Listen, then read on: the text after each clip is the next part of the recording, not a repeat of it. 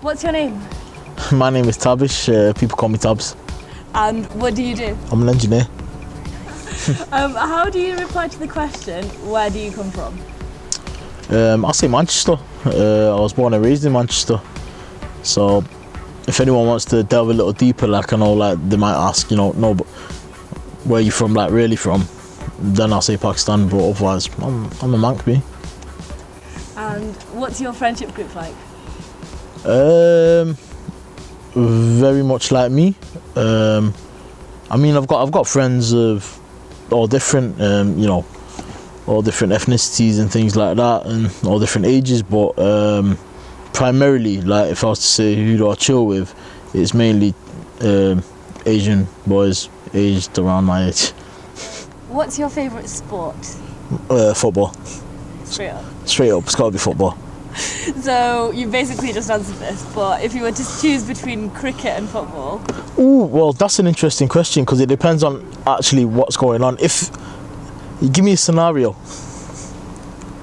England, Pakistan. I'm gonna watch cricket. Yeah, I'm definitely gonna watch that. Over football? Only if Liverpool aren't playing on that day. I'm a Liverpool fan.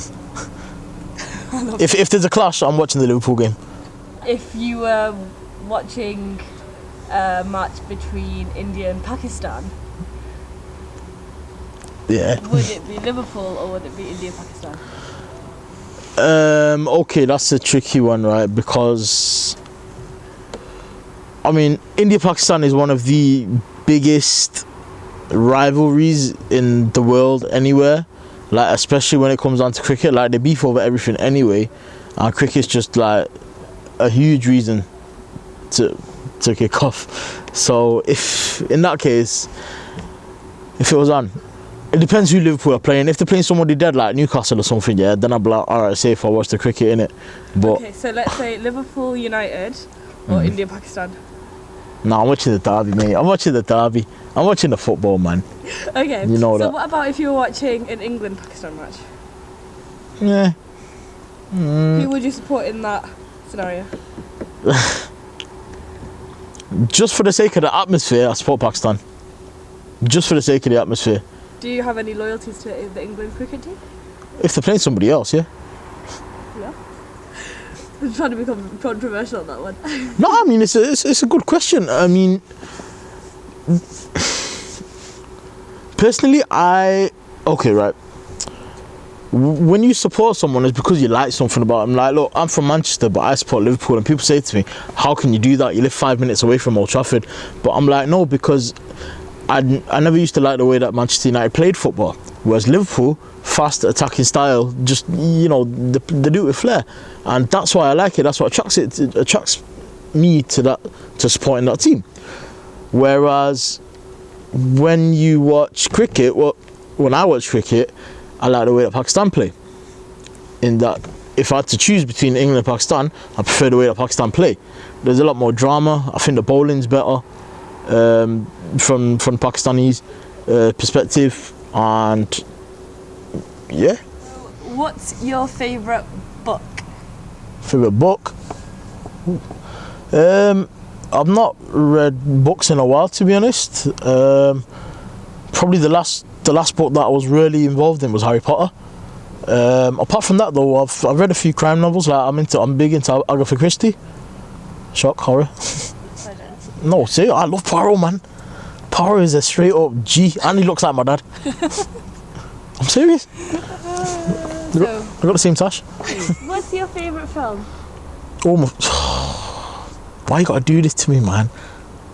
Why you gotta do this to me? I can't pick a favourite film. Like alright, of all time, Terminator 2. Of all time? Terminator 2. Why Terminator 2? Fam, that film, think about how old it is, right? And look at the graphics in it, look at the special effects in it, look at the story in it, everything. The way I define my favourite film is, you know, on ITV, whack a film on, and even if you just flicking through and you get to you come in at the middle of it, if Terminator 2 is on, I will always watch it. Always. That's why it's my favourite film. And have you seen Four Lions, Bend It Like Beckham and East is East? All of the above. Could you relate to them? Okay. Bend It Like Beckham, not really, no. Because I'm not a girl and I didn't used to play football then. Okay, so not Bend It Like Beckham. Yeah. What about Four Lions or East to East? Four Lions, yeah, I could kind of relate to it in that I kind of understand, like, when you get an idea put into your mind, how it can just snowball and anger and frustration comes into it, and you think about a release for that anger, but not to the extent that they did, obviously. But yeah. And East to East? East is, yeah, come on, that's swears at me all the time. Exactly like that, man. Honestly. What do you think of Bollywood? Old stuff, yeah. New stuff, meh. Have you seen any of the new films? I think the last film I actually, the last film that I actually watched, Bollywood, and I liked it, was Sultan. The one with, what's his name? Yeah, that's it, what's the time? Always got to show off his bicep. Yeah, Salman Khan. That was actually a really good film. Before that, I'd seen, what's that one with, what's his face in it, man? Dilli Wali Girlfriend one, man. What is it? Ye Jawani Hai Deewani. Yeah, I saw that and I liked it, but at the same time I was like, right, I don't think I could watch this with my mum. You know what I mean? That's the thing. When I think of Bollywood films, I think of the whole family sat down, together, and just certain directions that people have took the genre. It's not for me.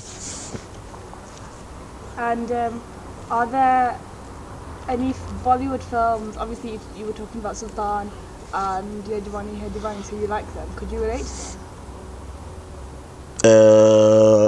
Sultan was like my life story from now. I'm joking. Yeah. So with Sultan, I understand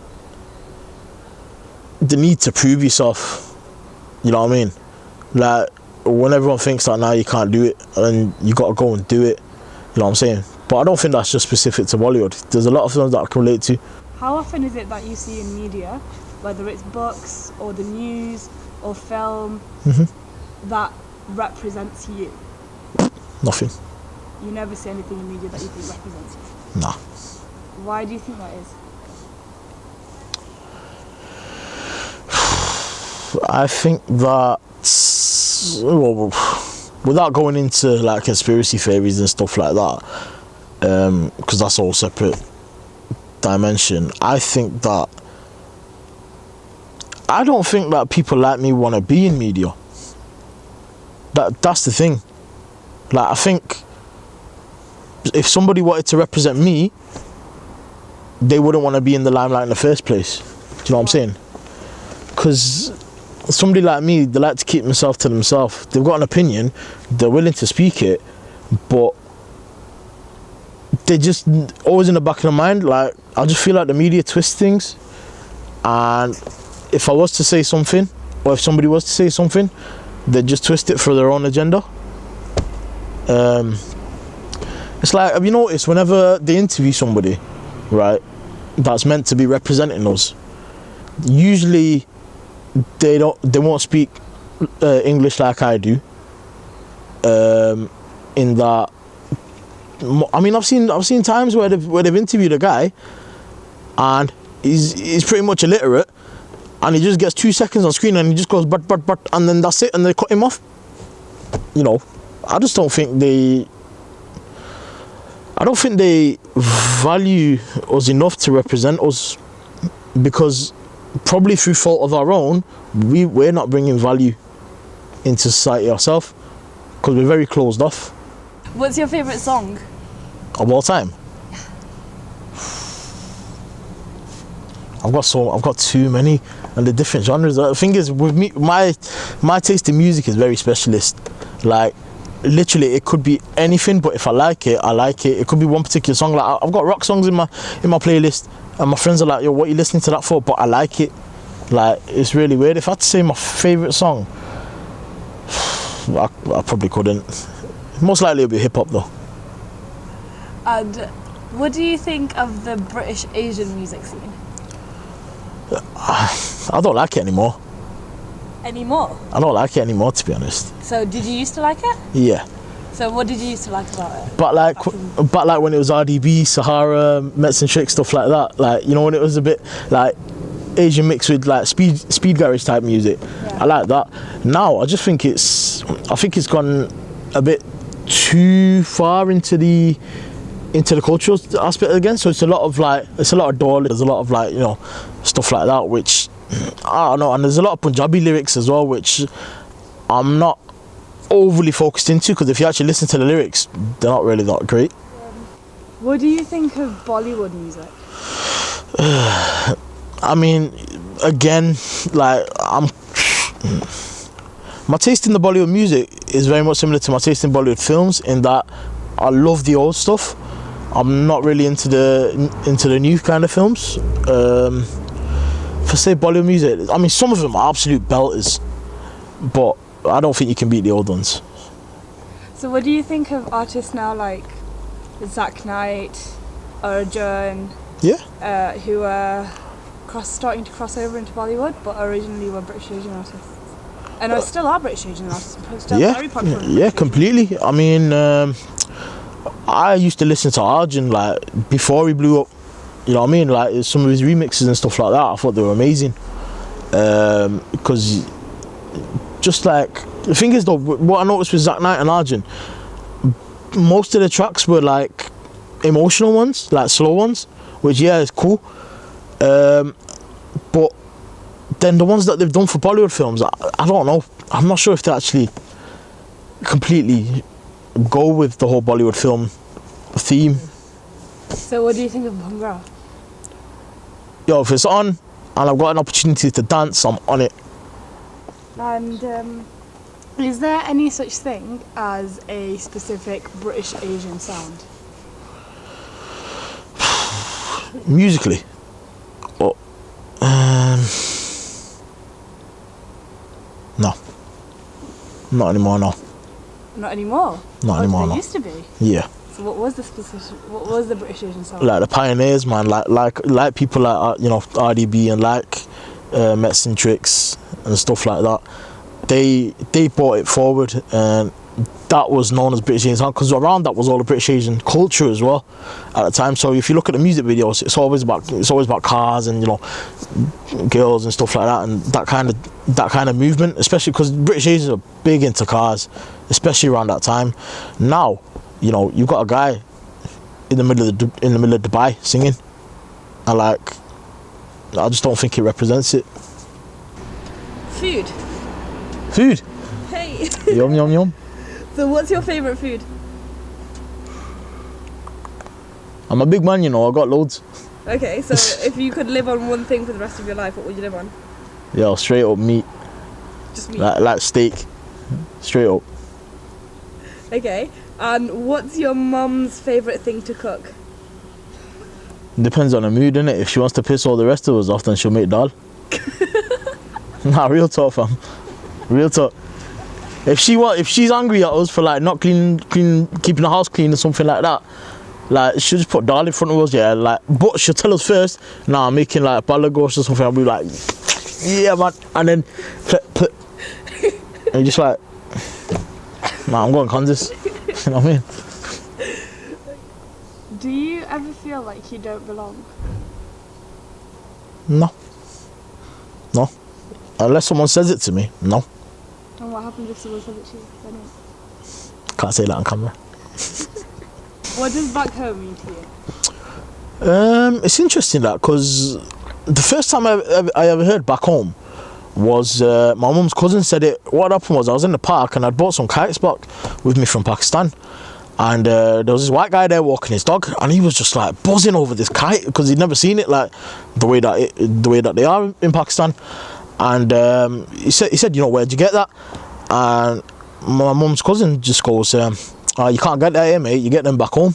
So that's the first time I'd ever heard that, and I was like, right, that's interesting. That, I mean, I don't think the phrase should be taken literally. I think that it's just one of those things. It's one of those things, like, yeah, don't take it literally. If somebody says back home, don't think that they're saying, yeah, that is where my home is. It's just a phrase to describe your previous country, I'd say. Does Pakistan mean something to you? It did. It did? It did. Does it not mean anything to you now? Not as much now. I've not got a lot of family there, and the family that are out there, they're just like not worth the time of day. If anything, when I used to go to Pakistan, they didn't make me feel like I belong there either. Do you know what I mean? Like, it's one of those things, like when you know, if you hear people say on the street, hey, go back to your country, it's like, yo, I can't. They don't even want me. I mean, they treat me more different than you do. So why do I need to go there? So, do you identify as British Asian?